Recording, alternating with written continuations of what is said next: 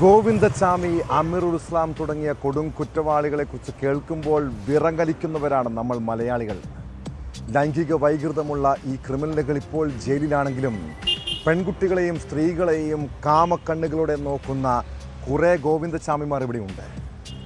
ആലപ്പുഴ മാന്നാറിന് സമീപം കോട്ടക്കലിലെ സബീറിനെ നാട്ടുകാർക്കെല്ലാം പേടിയാണ്. കൊലക്കേസ് പ്രതിയായ സബീർ നാട്ടിലിറങ്ങിയാൽ ആരെയും ആക്രമിക്കും, സ്ത്രീകളെ കടന്നു പിടിക്കും. മാന്നാറിൽ പട്ടാപ്പകലാണ് ഇയാൾ വീട്ടമ്മയ്ക്ക് നേരെ അതിക്രമം കാട്ടിയത്. കുളിക്കടവിൽ തുണി കഴുകുകയായിരുന്ന 56-കാരിയെ പീഡിപ്പിച്ച കേസ് കേരളത്തിലെ സ്ത്രീ സുരക്ഷയ്ക്ക് തന്നെ വെല്ലുവിളിയാണ്. ഇതോടൊപ്പം കോഴിക്കോട് സോഷ്യൽ മീഡിയ വഴി പരിചയപ്പെട്ട യുവതി ചതിക്കപ്പെട്ട കഥ കൂടി പരിശോധിക്കണം. ആ വാർത്തകളിലേക്കാണ് പോലീസ് പട്രോൾ ആദ്യം പോകുന്നത്. സ്വാഗതം.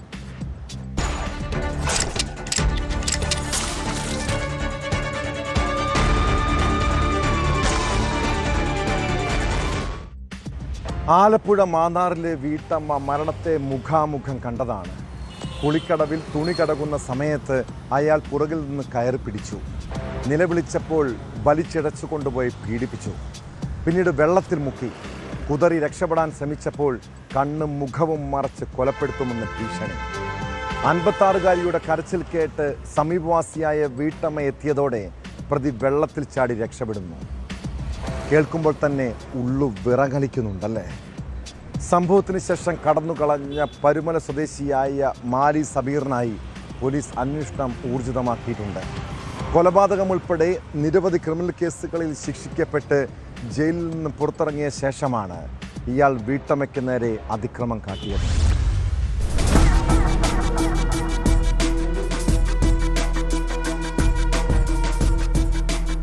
കൊലപാതകം ഉൾപ്പെടെ നിരവധി ക്രിമിനൽ കേസുകളിൽ ജയിൽ ശിക്ഷ അനുഭവിച്ച പരുമല കോട്ടക്കൽ മാലി സബീറിനായാണ് പോലീസ് തിരച്ചിൽ നടത്തുന്നത്. പകൽ കുളിക്കടവിൽ വസ്ത്രം നനച്ചുകൊണ്ടിരുന്ന വീട്ടമ്മയെ ഇയാൾ പിന്നിലൂടെ വന്ന് ആക്രമിക്കുകയായിരുന്നു. മുഖം തുണിയിട്ട് മറച്ച ശേഷം 25 മീറ്ററോളം പമ്പയാറിന്റെ കൈവഴിയിലൂടെ വീട്ടമ്മയെ വെള്ളത്തിൽ വലിച്ചിഴച്ചു കൊണ്ടുപോയി. മറ്റൊരു കടവിലെത്തിച്ച ശേഷമായിരുന്നു പീഡനം.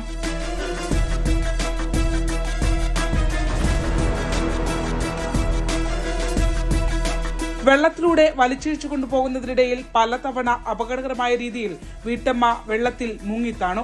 പരിക്കേറ്റ ഇവർ പരുമലയിലെ സ്വകാര്യ ആശുപത്രിയിൽ തീവ്രപരിചരണ വിഭാഗത്തിൽ ചികിത്സയിലാണ്. സംഭവശേഷം പ്രതി നീന്തി രക്ഷപ്പെട്ടു.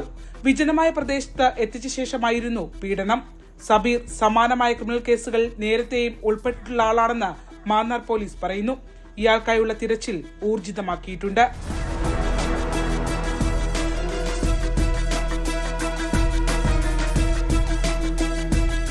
ന്യൂസ് 18 ആലപ്പുഴ. സമൂഹ മാധ്യമം വഴി പരിചയപ്പെട്ട യുവതികളുമായി സൗഹൃദം സ്ഥാപിക്കുന്ന ചില ബിരുദന്മാരുണ്ട് നമ്മുടെ നാട്ടിൽ. പ്രണയം നടിച്ച് പെൺകുട്ടികളെ പീഡിപ്പിക്കുകയും അവരെ സാമ്പത്തികമായി ചൂഷണം ചെയ്യുകയും പിന്നീട് ഭീഷണിപ്പെടുത്തുകയും ചെയ്യും. മലപ്പുറം കോട്ടക്കൽ സ്വദേശി മുഹമ്മദ് ജസീലിൻ്റെ രീതി ഇതാണ്. വിദ്യാർത്ഥിനികൾ മുതൽ വീട്ടമ്മമാർ വരെയും ഇയാളുടെ ഇരകളിൽ പെടും.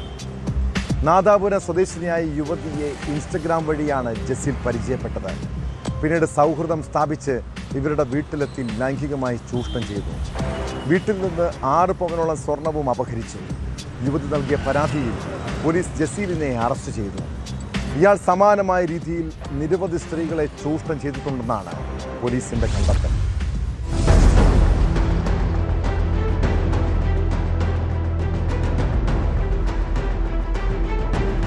മലപ്പുറം കോട്ടക്കൽ സ്വദേശി 34-കാരനായ മുഹമ്മദ് ജസീലാണ് അറസ്റ്റിലായത്. കോഴിക്കോട് ടൗൺ പോലീസാണ് പ്രതിയെ പിടികൂടിയത്. 2025 ഏപ്രിലിൽ കോഴിക്കോട്ടെ ഹോട്ടലിൽ വെച്ച് നാദാപുരം സ്വദേശിനിയെ ബലാത്സംഗം ചെയ്ത ശേഷം 6 പവനോളം സ്വർണ്ണാഭരണങ്ങളുമായി മുങ്ങിയെന്നാണ് കേസ്.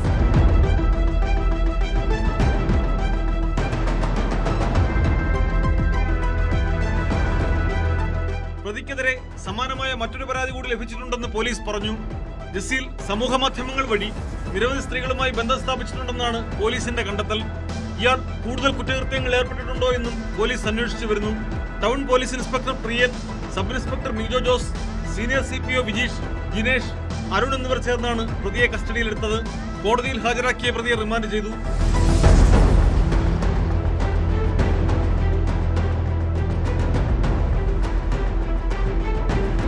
ന്യൂസ് 18 കോഴിക്കോട്. പൊതുസ്ഥലത്ത് പെൺകുട്ടികളെ കാണുമ്പോൾ ചില ചേഷ്ടകളും ലൈംഗിക അതിക്രമവും കാണിക്കുന്നത് ഒരു പ്രത്യേകതരം അസുഖമാണല്ലേ? അങ്ങനെയുള്ളവർക്ക് നല്ല ചികിത്സ നൽകണം. ഇനി ചികിത്സിച്ചിട്ടും നന്നായില്ലെങ്കിലോ അവരെ പിടിച്ചകത്തിടണം. തിരുവനന്തപുരം വർക്കലയിൽ 2 വർഷം മുൻപ് KSRTC ബസ്സിനുള്ളിൽ വെച്ച് വിദ്യാർത്ഥിനിക്ക് നേരെ ലൈംഗിക ചേഷ്ടകൾ കാണിച്ച വയോധികന് വയസ്സാങ്കാലത്താണ് ജയിലിൽ കിടക്കാൻ യോഗമുണ്ടായത്. കൊല്ലം പാരിപ്പള്ളി സ്വദേശി സജീവിന് കോടതി 3 വർഷം കഠിന തടവ് ശിക്ഷ വിധിച്ചു. പ്രതി 25,000 രൂപ പിഴയും അടയ്ക്കണമെന്നാണ് വർക്കല അതിവേഗ കോടതിയുടെ ഉത്തരവ്.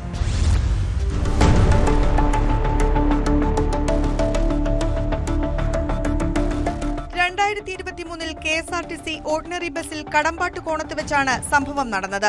വിദ്യാർത്ഥിനിയെ പ്രതി ലൈംഗിക ചേഷ്ടകൾ കാട്ടുകയും അടുത്തേക്ക് വിളിക്കുകയും ചെയ്യുകയായിരുന്നു. പെൺകുട്ടിയുടെ പരാതിയിൽ കേസെടുത്ത കല്ലമ്പലം പോലീസാണ് പ്രതിയെ അറസ്റ്റ് ചെയ്തതും കേസിൽ കുറ്റപത്രം സമർപ്പിച്ചതും. പ്രതി കൊല്ലം പാരിപ്പള്ളി ഉഷാ മന്ദിരത്തിൽ സജീവിനെ 3 വർഷം കഠിന തടവിനും 25,000 രൂപ പിഴ അടയ്ക്കാനുമാണ് വർക്കല അതിവേഗ കോടതി ശിക്ഷിച്ചത്.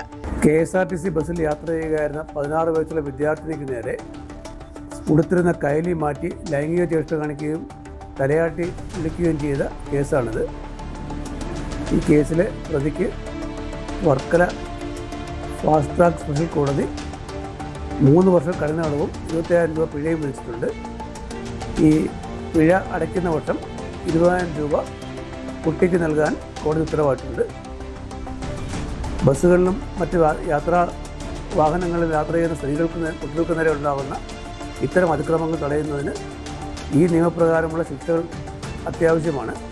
പബ്ലിക് പ്രോസിക്യൂട്ടർ ഹേമചന്ദ്രൻ നായരാണ് അതിജീവിതയ്ക്ക് വേണ്ടി കോടതിയിൽ ഹാജരായത്. പിഴത്തുകയിൽ നിന്നും 20,000 രൂപ അതിജീവിതയ്ക്ക് നൽകാനും കോടതി വിധിച്ചു.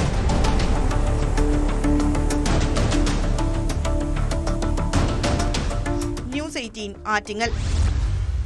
നമ്മൾ ഓടിക്കുന്ന വാഹനം അപകടത്തിൽപ്പെട്ട ഒരാൾക്ക് പരിക്കേറ്റാൽ എന്താണ് ആദ്യം ചെയ്യേണ്ടത്? വാഹനം നിർത്തി അവരെ ആശുപത്രിയിൽ കൊണ്ടുപോകാനുള്ള സാമാന്യ മര്യാദയെങ്കിലും കാണിക്കേണ്ടേ? അപകടത്തിൽ ഒരാൾ മരിച്ചാൽ പോലും മനഃപൂർവ്വമല്ലാത്ത നരഹത്യാ കുറ്റമാണ് ചുമത്തുക.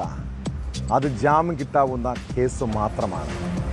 എന്നാൽ വാഹനം നിർത്താതെ പോയാലോ? പിന്നെ വാർത്തയും കേസും അറസ്റ്റും നിയമക്കുരുക്കുമൊക്കെയായി ആകെ നാണക്കേടാകും. അതാണ് കോട്ടയം സ്വദേശി ഡോക്ടർ സിറിയക് ജോർജിന് സംഭവിച്ചത്. അങ്കമാലിയിൽ ജസ്ലിയ എന്ന പെൺകുട്ടി കാർ അപകടത്തിൽ മരിച്ച കേസിൽ സിറിയക്ക് വാഹനം നിർത്താതെ പോയതാണ് ആകെ പൊല്ലാപ്പായത്. സംഭവത്തിന് ശേഷം ഒളിവിൽ പോയ സിറിയക്കിനെ ഒരാഴ്ചയ്ക്ക് ശേഷം പോലീസ് അറസ്റ്റ് ചെയ്തു. വാഗമണ്ണിലെ റിസോർട്ടിൽ നിന്നാണ് പ്രതിയെ പിടികൂടിയത്.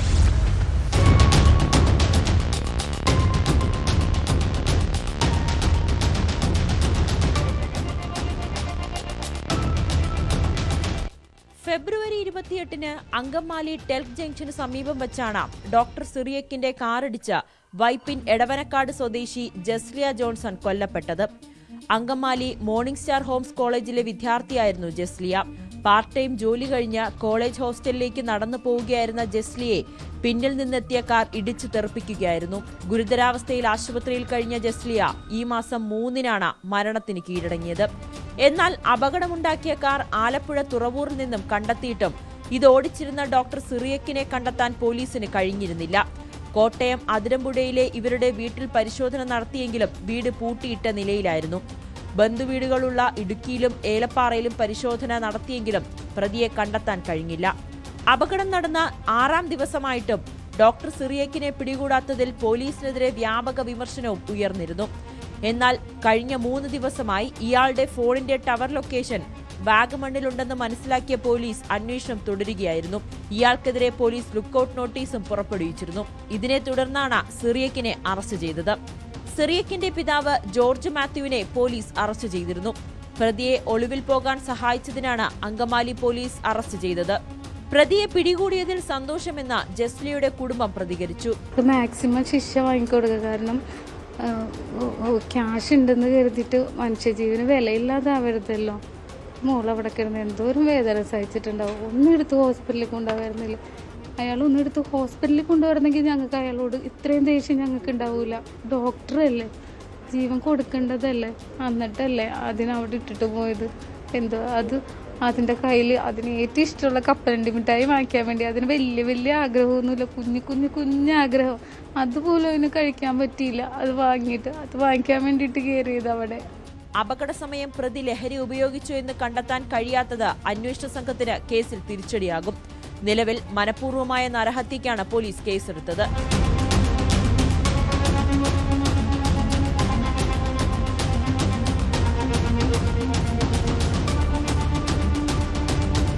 ന്യൂസ് 18 ഇടുക്കി, കൊച്ചി. വീട്ടിൽ കൊച്ചുകുട്ടികൾ ഫോണിൽ കാർട്ടൂണും മൊബൈൽ ഗെയിമും ഒക്കെ കാണാൻ വാശി പിടിക്കാറില്ലേ? പിള്ളേര് കരയുണ്ടെന്ന് കരുതി പല മാതാപിതാക്കളും ഫോൺ കൊടുക്കും. എന്നാൽ അല്പം മുതിർന്ന ശേഷം ഇങ്ങനെ വാശി കാണിച്ചാലോ? നമ്മളത് അത്രയ്ക്ക് ഗൗനിക്കാറില്ല അല്ലേ? പക്ഷെ ചെറുപ്പത്തിലെ കുട്ടികൾ ഫോണിന് അഡിക്റ്റ് ആകാതിരിക്കാൻ ശ്രദ്ധിക്കണം കേട്ടോ. ഇല്ലെങ്കിൽ പിന്നീട് അച്ഛനമ്മമാർക്കത് കണ്ണീരാകും സമ്മാനിക്കുക. കാസർഗോഡ് കുമ്പളയിൽ ഫോണിൻ്റെ ഡിസ്പ്ലേ നന്നാക്കി നൽകാത്തതിൻ്റെ വിഷമത്തിൽ 17-കാരി ജീവനൊടുക്കിയ സംഭവം ഞെട്ടിപ്പിക്കുന്നതാണ്. കളത്തൂർ സ്വദേശിനി പൂജ എലിവിഷം കഴിച്ചാണ് മരിച്ചത്. മംഗളൂരുവിൽ PUC വിദ്യാർത്ഥിനിയായ പൂജ ഇതിനു മുൻപും ആത്മഹത്യാ ഭീഷണി മുഴക്കിയിട്ടുണ്ട്.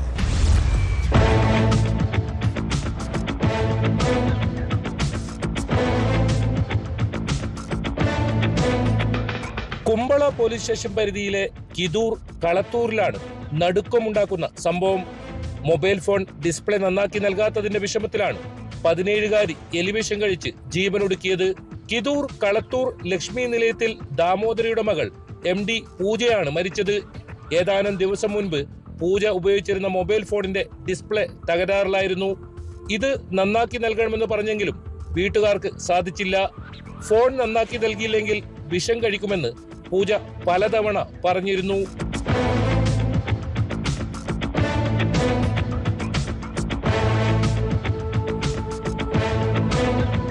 ചൊവ്വാഴ്ച വൈകിട്ട് താൻ എലിവിഷം കഴിച്ചതായി പൂജ വീട്ടുകാരോട് പറഞ്ഞു. എന്നാൽ ഇടയ്ക്കിടെ ഇങ്ങനെ പറയുന്നതിനാൽ വീട്ടുകാർ കാര്യമായി എടുത്തില്ല. രാത്രിയിൽ അവശനിലയിലായതോടെ മംഗളൂരു ദർലക്കട്ടയിലെ സ്വകാര്യ ആശുപത്രിയിൽ എത്തിച്ചു. ചികിത്സയിലിരിക്കെ വ്യാഴാഴ്ച വൈകിട്ടോടെ പൂജ മരണത്തിൽ കീഴടങ്ങുകയായിരുന്നു. മംഗളൂരുവിൽ PUC വിദ്യാർത്ഥിയായിരുന്നു പൂജ. ഗിരിജയാണ് അമ്മ. സംഭവത്തിൽ കുമ്പള പോലീസ് അസ്വാഭാവിക മരണത്തിന് കേസെടുത്തു.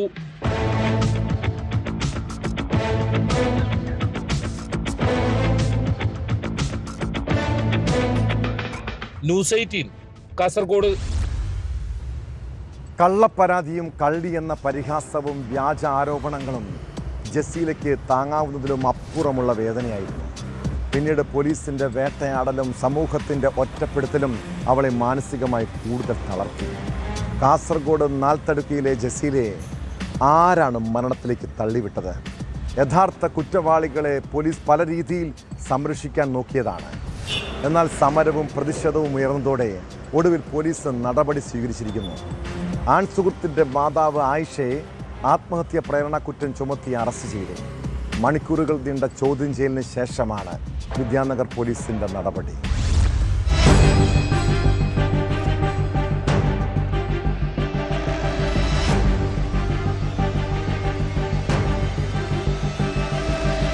സ്വർണമാല മോഷ്ടിച്ചുവെന്ന് ആരോപിച്ചതിനെ തുടർന്നുണ്ടായ മനോഭിഷമത്തിൽ നാൽത്തടുക്ക സ്വദേശിനി ജസീല ആത്മഹത്യ ചെയ്ത സംഭവത്തിലാണ് ആൺസുഹൃത്തിന്റെ മാതാവ് ആയിഷ അറസ്റ്റിലായത്. വിദ്യാനഗർ പോലീസ് സ്റ്റേഷനിലേക്ക് വിളിച്ചു വരുത്തി മണിക്കൂറുകളോളം നീണ്ട ചോദ്യം ചെയ്യലിനൊടുവിലാണ് അറസ്റ്റ് രേഖപ്പെടുത്തിയത്. ജസീലയുടെ മരണത്തിൽ പോലീസ് അന്വേഷണം അട്ടിമറിക്കുന്നുവെന്നാരോപിച്ച് കുടുംബവും ആക്ഷൻ കമ്മിറ്റിയും രംഗത്തെത്തിയിരുന്നു. 2 ആഴ്ച പിന്നിട്ടിട്ടും അന്വേഷണം എങ്ങുമെത്താത്ത സാഹചര്യത്തിൽ ശക്തമായ പ്രക്ഷോഭ പരിപാടികളുമായി മുന്നോട്ടു പോകാനായിരുന്നു ആക്ഷൻ കമ്മിറ്റിയുടെ തീരുമാനം. ഈ സാഹചര്യത്തിലാണ് കേസിൽ പോലീസ് അന്വേഷണം ഊർജിതമാക്കിയത്. ജസീലയുടെ ആൺസുഹൃത്ത് അഫ്രിദിയുടെയും അറസ്റ്റിലായ മാതാവ് ആയിഷയുടെയും മൊബൈൽ ഫോണുകൾ ഫോറൻസിക് പരിശോധനയ്ക്ക് അയച്ചു. ആത്മഹത്യാ പ്രേരണ കുറ്റം ചുമത്തിയാണ് ആയിഷയെ അറസ്റ്റ് ചെയ്തത്. ഏതായാലും ഒരു പ്രതിനെ ഇത്രയും 15 ദിവസത്തിന് ശേഷം ഒരു പ്രതിനെ അറസ്റ്റ് ചെയ്തു എന്നറിയുന്നതിൽ സന്തോഷമുണ്ട്. അന്വേഷണ സംഘത്തോട് പൂർണ്ണമായിട്ട് സഹകരിച്ച് തന്നെയാണ് ഞങ്ങൾ പോയിക്കൊണ്ടിരുന്നത്. പക്ഷെ ഞങ്ങൾക്കുണ്ടായിരുന്ന ആശങ്ക എന്ന് പറയുന്നത് ഈ അഫ്രീദി എന്ന് പറയുന്ന ഈ ഇന്ന് അറസ്റ്റ് ചെയ്ത സ്ത്രീയുടെ മകൻ ഇതില് വലിയൊരു പാർട്ടാണ്. എന്ന് പറഞ്ഞെങ്കിൽ അവന്റെ കയ്യിൽ സ്വർണം മോഷ്ടിച്ചത് ഗൂഢാലോചന മാത്രമല്ല, ഈ ഇവളെ മാനസികമായി തകർക്കുന്നതിൽ ഇവന്റെ വീഡിയോസ് ഫോട്ടോസൊക്കെ ഉണ്ട് എന്നുള്ള വ്യാജ പ്രചരണങ്ങൾ നാട്ടിൽ ഭർത്താവിന്റെ അടുത്ത് മറ്റു പലരും പ്രചരിപ്പിക്കും. കോടതിയിൽ ഹാജരാക്കിയവരെ റിമാൻഡ് ചെയ്തു. തുടർന്ന് ആയിഷയെ കാഞ്ഞങ്ങാട് വനിതാ ജയിലിലേക്ക് മാറ്റി.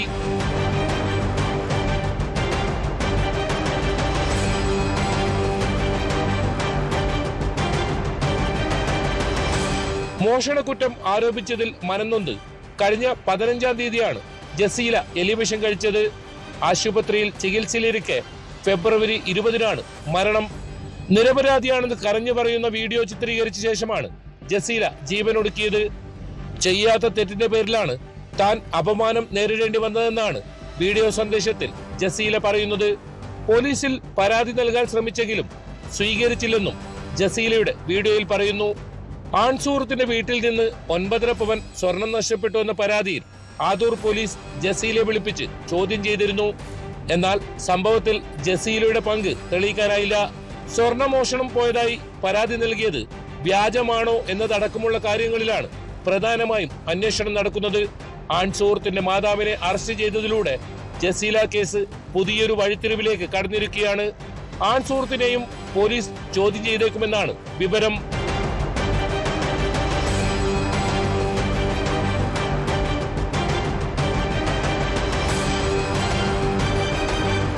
KV Baiju, news 18, Kasaragod.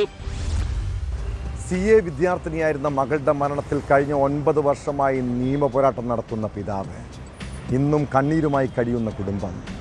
എറണാകുളം ജില്ലയിലെ ഇലഞ്ഞി എന്ന കൊച്ചു ഗ്രാമത്തിലേക്ക് എത്തിയാൽ മിഷേൽ ഷാജി എന്ന പെൺകുട്ടിയെക്കുറിച്ച് പറയാത്തവരാരുമില്ല. പഠിക്കാൻ മിടുമിടുക്കി, എല്ലാവർക്കും ഏറെ ഇഷ്ടപ്പെട്ട പെൺകുട്ടി. പക്ഷേ 2017 മാർച്ച് 6, കൃത്യം 9 വർഷം മുൻപാണ് ആ ദാരുണമായ വാർത്ത കേരളം കേട്ടത്. കൊച്ചി കായലിൽ നിന്ന് മിഷേലിൻ്റെ മൃതദേഹം കണ്ടെത്തിയ കേസിൽ പോലീസും ക്രൈംബ്രാഞ്ചും എല്ലാം അന്വേഷിച്ചിട്ടും അവൾക്ക് എന്താണ് സംഭവിച്ചതെന്ന കാര്യത്തിൽ മാത്രം ഉത്തരമില്ല. അതോടെ CBI അന്വേഷണത്തിനായി സർക്കാരിന് മേൽ സമ്മർദ്ദമേറുകയാണ്. അന്വേഷണം അട്ടിമറിച്ചതിന് പിന്നിൽ സിനിമാ പോലീസ് അവിശുദ്ധ കൂട്ടുകെട്ടെന്നാണ് കുടുംബത്തിൻ്റെ ആരോപണം.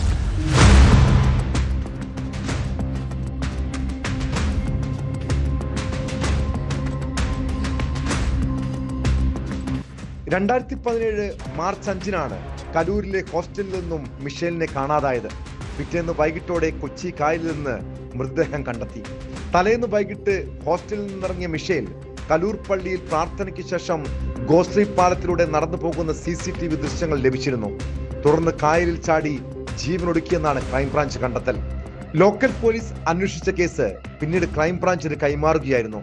ഫോൺ റെക്കോർഡുകൾ പരിശോധിച്ചതിൽ നിന്ന് പ്രേരണ കുറ്റത്തിന് മിഷേലിന്റെ സുഹൃത്തായിരുന്ന പിറമ സ്വദേശി ക്രോണിൻ അലക്സാണ്ടർ ബേബിക്കെതിരെ കേസെടുത്തിരുന്നു. എന്നാൽ പിന്നീട് ആ കേസിന്റെ അന്വേഷണം മുന്നോട്ട് നീങ്ങിയില്ല. അതിനിടെ മരണം കൊലപാതകമാണെന്ന് ആരോപിച്ച് പെൺകുട്ടിയുടെ കുടുംബം രംഗത്തെത്തി. മകൾ ആത്മഹത്യ ചെയ്യില്ലെന്നും മരണത്തിന് അസ്വാഭാവികത ഉണ്ടെന്നുമായിരുന്നു മാതാപിതാക്കളുടെ വാദം. പിന്നീട് ഈ സംഭവം കേരളത്തിൽ വലിയ ചർച്ചകൾക്ക് വഴിവെക്കുകയും നിരവധി സംശയങ്ങൾ ഉയരുകയും ചെയ്തു.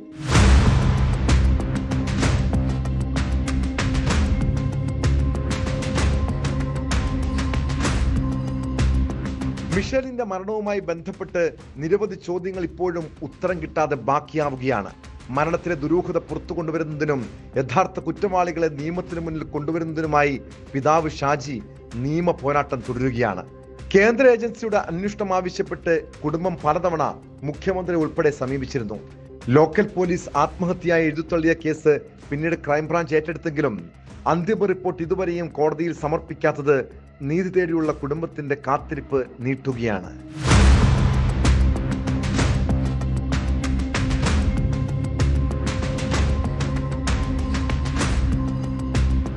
ന്യൂസ് 18 കൊച്ചി. ക്രൂരമായ മർദ്ദനം, തടിക്കഷ്ണം കൊണ്ടുള്ള ആക്രമണം, കരുതിക്കുട്ടിയുള്ള കൊലപാതകം. കൊല്ലത്ത് പോളിടെക്നിക് വിദ്യാർത്ഥി ഹരികൃഷ്ണനെ ആൾക്കൂട്ടം തല്ലിക്കൊന്നതാണ്. സഹോദരിയും ബന്ധുക്കളും നിലവിളിച്ചിട്ടും ആ ചെറുപ്പക്കാരനോട് ക്രിമിനൽ സംഘങ്ങൾ യാതൊരു ദയയും കാട്ടിയില്ല. കൊല്ലം ശക്തികുളങ്ങരയിൽ യുവാവിനെ ക്രൂരമായി മർദ്ദിച്ച് കൊലപ്പെടുത്തിയ കേസിൽ ഒടുവിൽ മുഴുവൻ പ്രതികളും പിടിയിലായി. തടിക്കഷ്ണം എടുത്ത് തലക്കടിച്ച് കൊലപ്പെടുത്തുകയായിരുന്നു പ്രതികളുടെ ലക്ഷ്യമെന്നാണ് പോലീസിന്റെ കണ്ടെത്തൽ.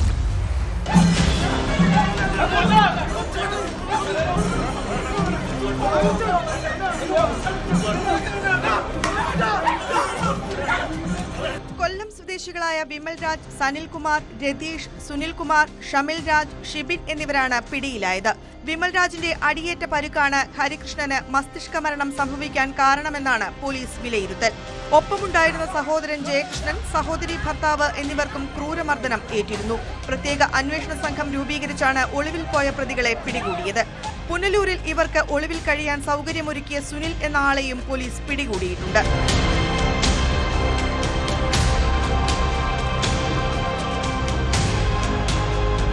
അടൂർ പോളിടെക്നിക് കോളേജിലെ വിദ്യാർത്ഥിയായിരുന്നു ഹരികൃഷ്ണൻ. മരുത്തടി ഉത്സവം കാണാൻ സഹോദരിയുടെ നാട്ടിൽ എത്തിയതായിരുന്നു ഹരികൃഷ്ണനും സഹോദരനും. ക്ഷേത്രോത്സവത്തിനിടയിൽ മദ്യപ സംഘങ്ങളുമായുണ്ടായ വാക്കേറ്റമായിരുന്നു സംഘർഷത്തിൽ കലാശിച്ചത്.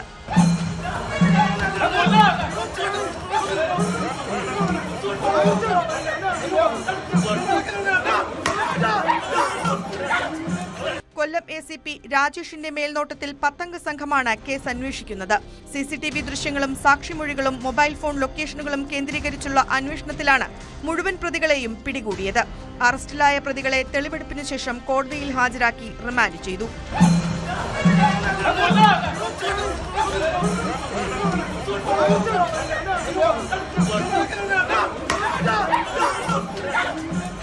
ന്യൂസ് 18 കൊട്ടാരക്കര.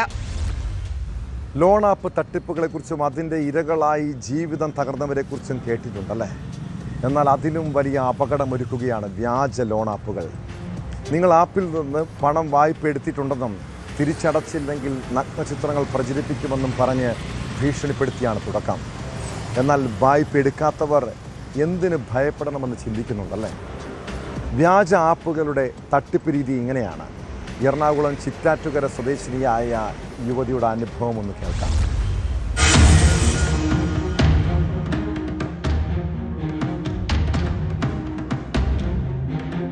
ചിറ്റാറ്റുകര സ്വദേശിനിയായ യുവതിക്കാണ് ഓൺലൈൻ ആപ്പിന്റെ പേരിൽ ഭീഷണി സന്ദേശം എത്തിയത്. വായ്പ തിരിച്ചടച്ചില്ലെങ്കിൽ മോർഫ് ചെയ്ത് നഗ്നചിത്രങ്ങൾ പ്രചരിപ്പിക്കുമെന്നും പറഞ്ഞായിരുന്നു ഭീഷണി.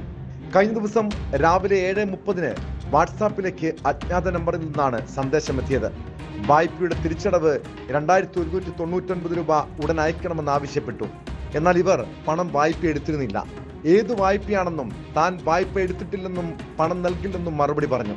അപ്പോഴാണ് മോർഫ് ചെയ്ത നഗ്നചിത്രങ്ങൾ സമൂഹ മാധ്യമം വഴി സുഹൃത്തുക്കൾക്കും ബന്ധുക്കൾക്കും അയച്ചു കൊടുക്കുമെന്ന് ഭീഷണിപ്പെടുത്തിയത്. യുവതിയുടെ പരിചയക്കാരായ 2 പേരുടെ ഫോൺ നമ്പറിലേക്ക് ഇവർ ചിത്രങ്ങൾ അയക്കുകയും ചെയ്തു. പിന്നീട് മറ്റൊരു അജ്ഞാത നമ്പറിൽ നിന്ന് ഫോൺ കോളും വന്നു. ഇംഗ്ലീഷിലാണ് അവർ സംസാരിച്ചത്. ഇതേ തുടർന്നാണ് യുവതി ആലുവ സൈബർ സെല്ലിൽ പരാതി നൽകിയത്. വ്യാജ ലോൺ ആപ്പുകൾ വഴി സാധാരണക്കാരെ കുടുക്കുന്ന സംഘമാണെന്നാണ് പ്രാഥമിക നിഗമനം. സംഭവത്തിൽ സൈബർ പോലീസ് കേസെടുത്ത് അന്വേഷണം ആരംഭിച്ചിട്ടുണ്ട്.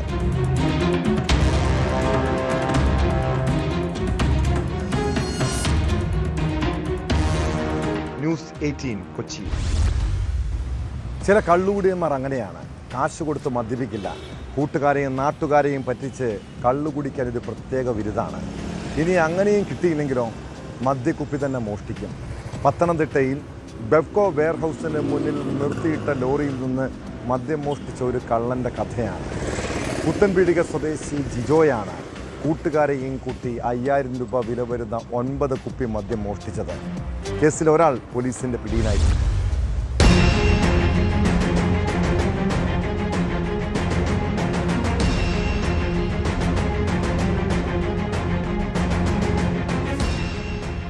മാർച്ച് 4 രാത്രിയായിരുന്നു മോഷണം. മദ്യവുമായി എത്തിയ ലോറി അടുത്ത ദിവസം ലോഡ് ഇറക്കുന്നതിനായി ഗോഡൌണിന് മുമ്പിൽ പാർക്ക് ചെയ്തിരിക്കുന്നത് ശ്രദ്ധയിൽപ്പെട്ട പ്രതി ജിജോയും സഹായികളും 5000 രൂപ വില വരുന്ന 9 കുപ്പി മദ്യമാണ് ലോറിയിൽ നിന്ന് മോഷ്ടിച്ചത്.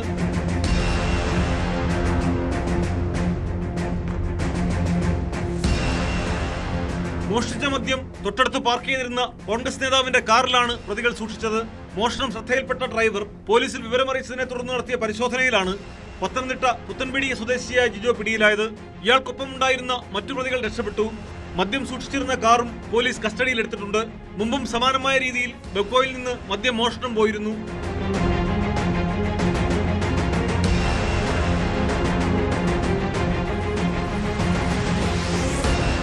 ന്യൂസ് 18 പത്തനംതിട്ട. രാഹുൽ മാങ്കൂട്ടത്തിൽ MLA-ക്കെതിരായ ലൈംഗികാതിക്രമ കേസിൽ പോലീസ് പഴുതടച്ചുള്ള അന്വേഷണം നടത്തിയതാണ്. പിന്നെ എവിടെയാണ് പോലീസിന് പിഴച്ചത്? തെളിവെടുപ്പിൽ വീഴ്ച വരുത്തിയെന്നാരോപിച്ച് തിരുവല്ല DYSP S. നന്ദകുമാറിനെ സസ്പെൻഡ് ചെയ്തു. DGPയുടെ ശുപാർശയെ തുടർന്ന് ആഭ്യന്തര വകുപ്പാണ് സസ്പെൻഷന് ഉത്തരവിട്ടത്. തിരുവല്ല പോലീസ് സ്റ്റേഷൻ പരിധിയിലുള്ള ഹോട്ടലിൽ രാഹുൽ മാങ്കൂട്ടത്തിനെ തെളിവെടുപ്പിനായി എത്തിച്ചപ്പോൾ DYSP സ്ഥലത്തുണ്ടായിരുന്നില്ല. എന്നാൽ തെളിവെടുപ്പിന് എത്തിക്കുന്നത് സംബന്ധിച്ച കൃത്യമായ സമയം അറിയില്ലായിരുന്നുവെന്നാണ് ജില്ലാ പോലീസ് മേധാവി നൽകിയ മെമ്മോയ്ക്ക് നന്ദകുമാർ നൽകിയ വിശദീകരണം.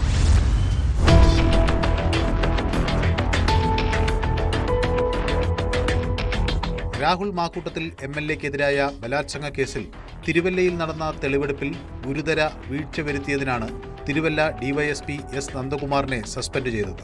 DGPയുടെ ശുപാർശയെ തുടർന്നാണ് ആഭ്യന്തര വകുപ്പിന്റെ നടപടി. തെളിവെടുപ്പിന് DYSP സ്ഥലത്തുണ്ടായിരുന്നില്ല എന്നും പ്രത്യേക നിർദ്ദേശം ഉണ്ടായിട്ടും DYSP എത്താത്തത് ഗുരുതര വീഴ്ചയാണെന്നും സസ്പെൻഷൻ ഉത്തരവിൽ പറയുന്നു. നന്ദകുമാറിനെതിരെ വകുപ്പുതല അന്വേഷണം നടത്തണമെന്നും ഉത്തരവിലുണ്ട്. കേസിൽ അന്വേഷണ ഉദ്യോഗസ്ഥനായി നിയമിക്കുന്നതിന് യോഗ്യരായ ഉദ്യോഗസ്ഥരുടെ ഒരു പാനൽ സമർപ്പിക്കാൻ സംസ്ഥാന പോലീസ് മേധാവിക്ക് നിർദ്ദേശം നൽകിയിട്ടുണ്ട്.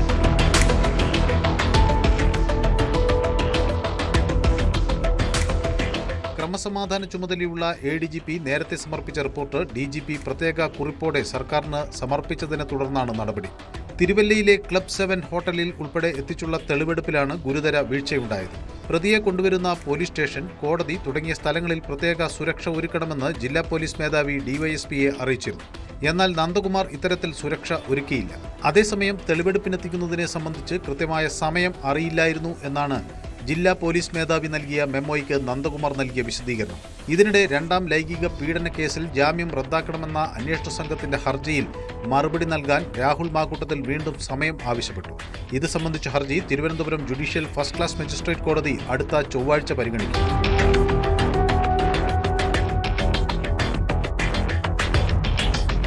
News desk news 18. മുള്ളൻ പന്നിയെ കൊന്ന സംഭവത്തിൽ തിരുവനന്തപുരം വെള്ളനാട് ഗ്രാമപഞ്ചായത്ത് പ്രസിഡന്റ് വെള്ളനാട് ശശിയെ അറസ്റ്റ് ചെയ്യാത്തത് പ്രതിപക്ഷം വലിയ രാഷ്ട്രീയ ആയുധമാക്കുകയാണ്. CPM നേതാവായ ശശിയെ വനംവകുപ്പ് സംരക്ഷിക്കുന്നുവെന്നാണ് ആക്ഷേപം. ഇതോടെ Paruthippally forest range office UDF പ്രവർത്തകർ ഉപരോധിച്ചു. ദിവസങ്ങൾക്ക് മുൻപാണ് വെള്ളനാട് ശശി മുള്ളൻ പന്നിയെ അടിച്ചു കൊന്നത്. സംഭവത്തിൽ വനംവകുപ്പ് വിവിധ വകുപ്പുകൾ പ്രകാരം കേസെടുത്തെങ്കിലും പ്രതിയെ ഇതുവരെ അറസ്റ്റ് ചെയ്തിട്ടില്ല.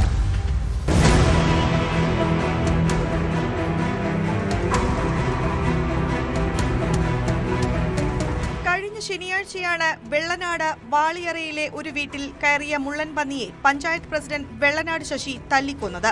വന്യജീവി സംരക്ഷണ പ്രകാരം ഷെഡ്യൂൾ 1-ൽപ്പെട്ട മുള്ളൻ പന്നിയെ കൊന്നതിന് 7 വർഷം വരെ തടവ് ശിക്ഷ കിട്ടാം.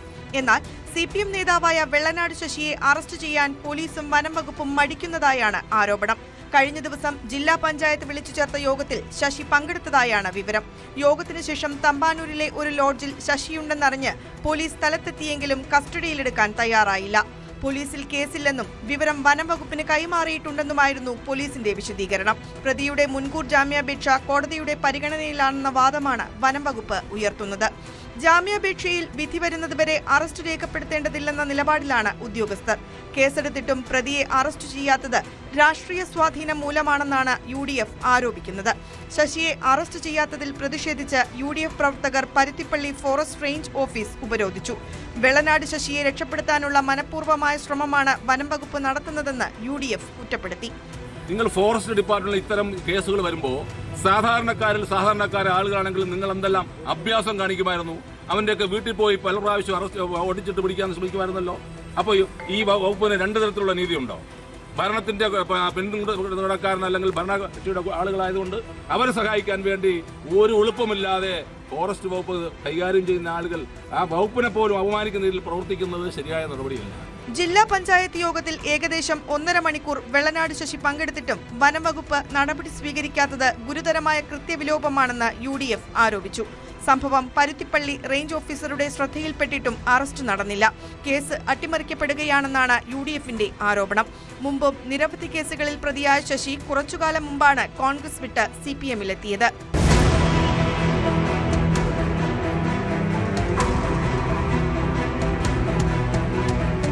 ന്യൂസ് 18 നെയ്യാറ്റിൻകര.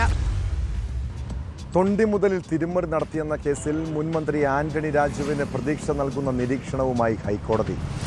ആന്റണി രാജുവിനെതിരെ ക്രിമിനൽ കുറ്റം കണ്ടെത്തുക പ്രയാസമെന്ന് സിംഗിൾ ബെഞ്ച് വ്യക്തമാക്കുന്നു. ആരാണ് കുറ്റകൃത്യം ചെയ്തതെന്നതിൽ വ്യക്തതയില്ലെന്നാണ് അന്വേഷണ ഉദ്യോഗസ്ഥൻ്റെ മൊഴിയെന്നായിരുന്നു ആന്റണി രാജുവിൻ്റെ വാദം.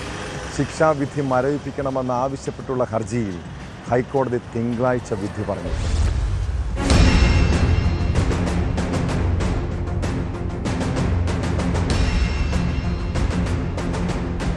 ശിക്ഷാവിധി മരവിപ്പിക്കണമെന്നാവശ്യപ്പെട്ട് ആന്റണി രാജു നൽകിയ അപ്പീലിൽ ഹൈക്കോടതിയുടെ നിരീക്ഷണങ്ങൾ പ്രധാനപ്പെട്ടതാണ്. ആന്റണി രാജുവിനെതിരെ ക്രിമിനൽ കുറ്റം കണ്ടെത്തുക പ്രയാസമാണ്. കുറ്റകൃത്യം ചെയ്യാൻ ആന്റണി രാജുവിനുള്ള ഉദ്ദേശമെന്ത് എന്നതിൽ വ്യക്തതയില്ല. ജൂനിയർ അഭിഭാഷകൻ പ്രതിക്ക് ഒരു സഹായം ചെയ്തു എന്നതുകൊണ്ട് മാത്രം കുറ്റകൃത്യമെന്ന് പറയാനാവില്ലെന്നും കോടതി നിരീക്ഷിക്കുന്നു. ആന്റണി രാജുവിന് പ്രതിയോട് പ്രത്യേക താൽപ്പര്യമുണ്ടെന്നും പറയാനാവില്ല. ജൂനിയർ അഭിഭാഷകനായ ആന്റണി രാജുവും പ്രതിയും തമ്മിലുള്ള പരിചയം എന്താണ് എന്നതിലും വ്യക്തതയില്ലെന്നും കോടതി ചൂണ്ടിക്കാട്ടുന്നു. ആന്റണി രാജുവിന്റെ സീനിയർ അഭിഭാഷകന്റെ കക്ഷിയാണ് മയക്കുമരുന്ന് കേസിലെ പ്രതി. അതേ ഓഫീസിലെ ജൂനിയർ അഭിഭാഷകനാണ് ആന്റണി രാജു. സീനിയർ അഭിഭാഷക അറിയാതെയാണോ ആന്റണി രാജു പ്രതിക്ക് സഹായം ചെയ്തതെന്നും കോടതിയുടെ ചോദ്യം. തൊണ്ടി മുതൽ കൈകാര്യം ചെയ്യുന്ന ക്ലർക്കിനാണ് ഉത്തരവാദിത്തമെന്നായിരുന്നു ആന്റണി രാജുവിന്റെ കോടതിയിലെ വാദം. ആര് എപ്പോൾ എവിടെ വെച്ചാണ് തൊണ്ടി മുതലിൽ മാറ്റം വരുത്തിയതെന്ന് പറയാനാവില്ലെന്നാണ് അന്വേഷണ ഉദ്യോഗസ്ഥന്റെ മൊഴിയെന്നും ആന്റണി രാജുവിന്റെ അഭിഭാഷകൻ ഹൈക്കോടതിയെ അറിയിച്ചു.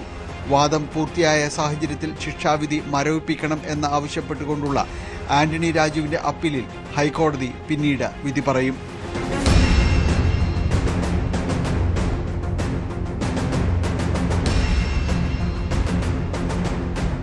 ന്യൂസ് 18 കൊച്ചി. കുറ്റകൃത്യങ്ങളുടെ മറ്റു ചില വാർത്തകൾ ചുരുക്കത്തിൽ.